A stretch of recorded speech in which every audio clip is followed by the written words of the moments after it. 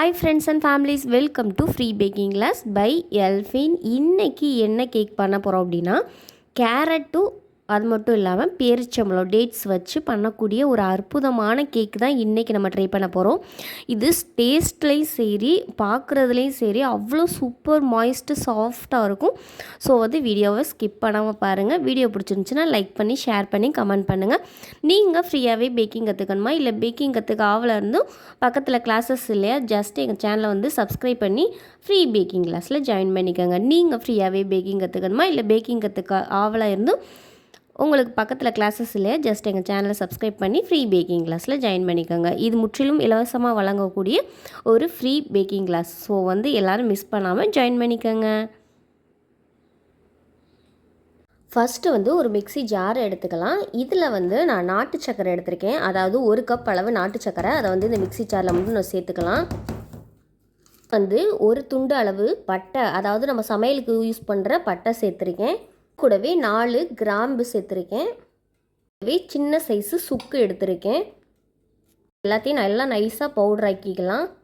இந்த மாதிரி நல்லா நைஸாக பவுடர் ஆக்குனதை நம்ம ஒரு பவுலில் சேர்த்துக்கலாம்.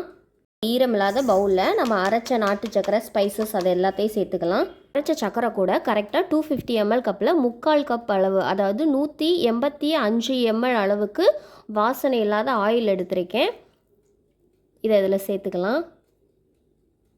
1/4 டீஸ்பூன் அளவு உப்பு சேர்த்துக்கலாம். இதில் ரூம் டெம்பரேச்சரில் இருக்க முட்டை நான் 2 முட்டை எடுத்திருக்கேன். கண்டிப்பாக ரூம் டெம்பரேச்சரில் இருக்க முட்டையை தான் பயன்படுத்தணும். ஒருவேளை நீங்கள் ஃப்ரிட்ஜிலேருந்து எடுத்து யூஸ் பண்ணுறீங்கன்னா கண்டிப்பாக கூலிங் டெம்பரேச்சர் போனதுக்கப்புறம் நார்மல் ரூம் டெம்பரேச்சருக்கு வந்ததுக்கப்புறம் தான் யூஸ் பண்ணணும். 1 டீஸ்பூன் அளவு வெண்ணிலா எசன்ஸ் சேர்த்துக்கிறேன். சர்க்கரை கரைஞ்சி நல்லா ஒரு லிக்விடாக வர்ற வரைக்கும் நம்ம பீட் பண்ணி எடுத்துக்கலாம்.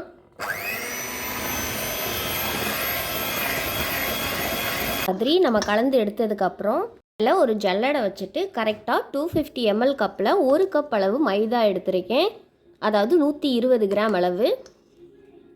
கரெக்டாக 2 டீஸ்பூன் அளவு பேக்கிங் பவுடர் சேர்த்துக்கணும். அதாவது பேக்கிங் சோடா நம்மளுக்கு தேவையில்லை, பேக்கிங் பவுடர் 2 டீஸ்பூன் அளவு. இதை நல்லா கலந்து எடுத்துக்கலாம். மாவு சேர்த்ததுக்கப்புறம் ஒரு விஸ்கு வச்சு நம்ம ஜென்டலாக மிக்ஸ் பண்ணி எடுத்துக்கலாம். நீங்கள் ஒரு ஸ்பேச்சுலா வச்சு மிக்ஸ் பண்ணுறா இருந்தாலும் ஒன்றும் பிரச்சனை இல்லை. இந்த மாதிரி டெக்ஸ்சரில் கலந்து எடுத்ததுக்கப்புறம் இது ஒரு ஓரமாக வச்சிடலாம். 1/4 கப் அளவு உடைச்ச அதாவது முந்திரி பருப்பு எடுத்திருக்கேன். அளவு டேட்ஸ், அதாவது பேரிச்சம்பழம் எடுத்திருக்கேன். சின்ன சின்னதாக கட் பண்ணி எடுத்திருக்கேன். ஒரு டீஸ்பூன் அளவு மைதா சேர்த்துட்டு நல்லா நம்ம கிளறி எடுத்துக்கலாம். அப்போ தான் பேரிச்சம்பழங்கள்லாம் போய் அடியில் தங்காமல் இருக்கும். இப்போ நம்ம ரெடி பண்ணி வச்சுருக்கிறதுல 250 ml கப்பில் 1 கப் அளவு துருவின கேரட் எடுத்திருக்கேன். இப்போ இதில் சேர்த்துடலாம். சேர்த்துட்டு ஜென்டலாக நம்ம மிக்ஸ் பண்ணிக்கலாம். ஃபஸ்ட்டு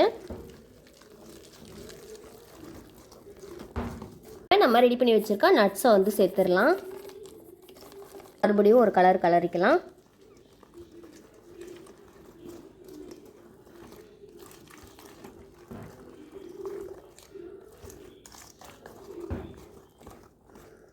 இந்த மாதிரி கலந்ததுக்கப்புறம் நம்ம ரெடி பண்ணி வச்சுருக்க ட்ரேயில் சேர்த்துடலாம். நான் ப்ரெட்டு பேன் எடுத்திருக்கேன். இதில் லைட்டாக ஆயில் அப்ளை பண்ணிவிட்டு பட்டர் ஷீட் போட்டு வச்சுருக்கேன். இதில் நம்ம ரெடி பண்ணி வச்சுருக்க பேட்டரை சேர்த்துடலாம்.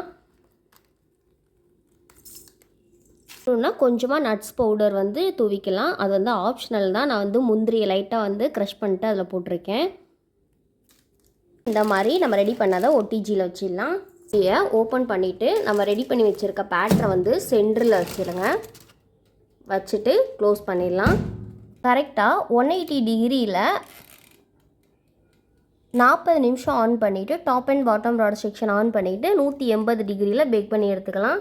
இப்போ கரெக்டாக 40 நிமிஷம் ஆயிடுச்சு. நம்ம செக் பண்ணி பார்த்துடலாம்.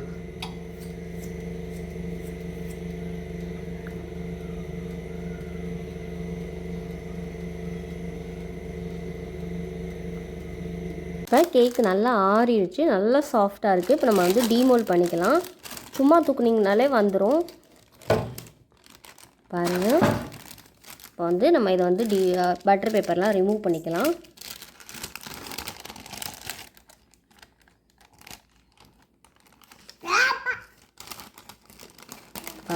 எந்த அளவுக்கு வந்திருக்குன்னு. அவ்வளோ சாஃப்டாக அவ்வளோ ஸ்பாஞ்சாக இருக்குது. இதை நான் உங்களுக்கு கட் பண்ணி காமிக்கிறேன். கட் பண்ணுறதுக்குமே ஈஸியாக தான் இருக்கும். ஸோ நல்லா கூல் டவுன் ஆனதுக்கப்புறம் நீங்கள் கட் பண்ணிங்கன்னா பீஸ் வந்து பர்ஃபெக்டாக வரும். சூடோடு கட் பண்ணிங்கன்னா பீஸ் வந்து உதிரும். அதனால் நல்லா ஆறுனதுக்கப்புறம் கட் பண்ணுங்கள். பாருங்கள், நம்ம கேக் வந்து எவ்வளோ சூப்பர் மாய்ஸ்டாக எவ்வளோ அழகாக வந்திருக்குன்னு. இது வந்து அந்த நட்ஸ்லாம் சேர்த்துருக்கோம்ல, சாப்பிடும்போது அவ்வளோ டெலிஷியஸாக இருக்கும். அது மட்டும் இல்லாமல் சூப்பர் மாய்ஸ்டாக அதளவுக்கு சாஃப்டாக இருக்கும். இந்த மாதிரி வீடியோஸ் உங்களுக்கு பிடிச்சிருந்துச்சுன்னா லைக் பண்ணுங்கள், ஷேர் பண்ணுங்கள், கமெண்ட் பண்ணுங்கள், சப்ஸ்கிரைப் பண்ணுங்கள். பக்கத்தில் இருக்க பெல் ஐக்கானை கிளிக் பண்ணி ஃப்ரீ பேக்கிங் கிளாஸில் ஜாயின் பண்ணிக்கோங்க. உங்களுக்கு உதவலாட்டி உதவுற ஒருத்தவங்களுக்கு இந்த வீடியோவை ஷேர் பண்ணுங்கள். அவங்களுக்கு வந்து ஹெல்ப்ஃபுல்லாக இருக்கும். Thank you for all.